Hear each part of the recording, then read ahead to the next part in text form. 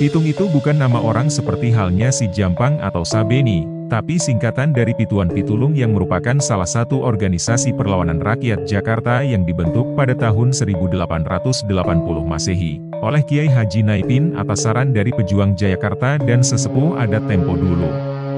Kiai Haji Naipin adalah seorang yang alim dan juga dikenal sebagai salah satu ahli silat yang handal di kawasan Tanabang. Pitung didirikan setelah seluruh anggotanya melewati beberapa tes seperti ujian jurus terakhir ilmu silat, ujian ilmu agama yang sudah mereka pelajari, ujian ilmu tarekat serta diakhiri dengan hataman Al-Quran yang diikuti oleh 7 santri terbaik Kiai Haji Naipin. Setelah dinyatakan lulus maka ketujuhnya dibaiat untuk selalu setia dalam jihad fisabilillah, setia terhadap persahabatan, selalu menolong rakyat dan hormat dan patuh terhadap orang tua, ulama dan sesepuh adat. Nama Pitung yang berarti 7 pendekar penolong, mengambil dari inspirasi surat Al-Fatihah yang terdiri dari 7 ayat. Oleh karena itu ketujuh pendekar ini selalu ditekankan untuk terus menghayati dan mengamalkan kandungan surat Al-Fatihah dalam setiap perjuangan mereka. Di antara ketujuh pendekar itu maka kemudian dipilihlah yang paling terbaik untuk menjadi pemimpin, jatuhlah pilihan itu kepada salah satu murid yang paling dicintai Kiai Haji Naipin yaitu Raden Muhammad Ali Nitikusuma.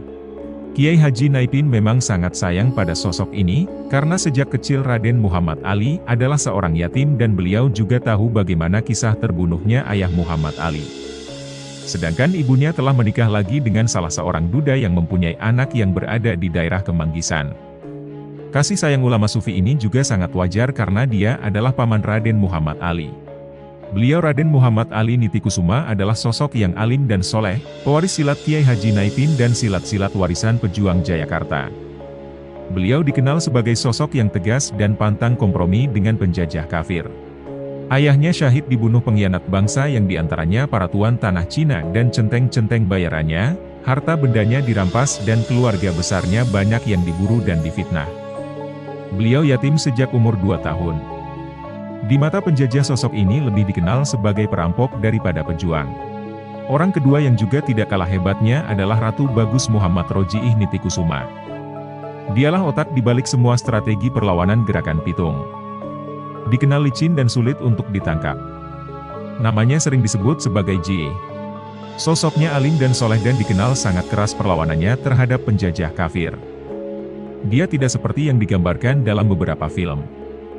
Dia justru sangat cerdas dan penuh perhitungan. 5 orang lagi juga tidak kalah hebatnya, mereka adalah Abdul Qadir, Abdus Somad, Saman, Rais, Jebul Kidulo atau Abdullah.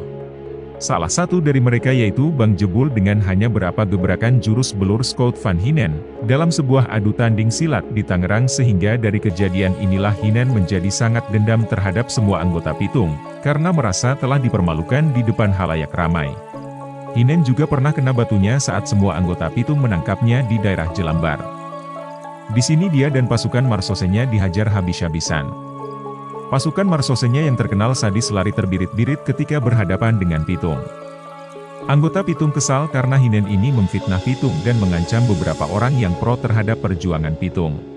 Tapi semua anggota Pitung masih memberikan kesempatan dia hidup dengan catatan dia tidak menindas rakyat dan tidak memfitnah Pitung sebagai gerombolan perampok. Seperti pada sebuah perjuangan pasti ada resiko, 2 orang anggota Pitung yaitu Jebul dan Saman pada tahun 1896 Masehi, pernah tertangkap dan dipenjarakan di Glodok.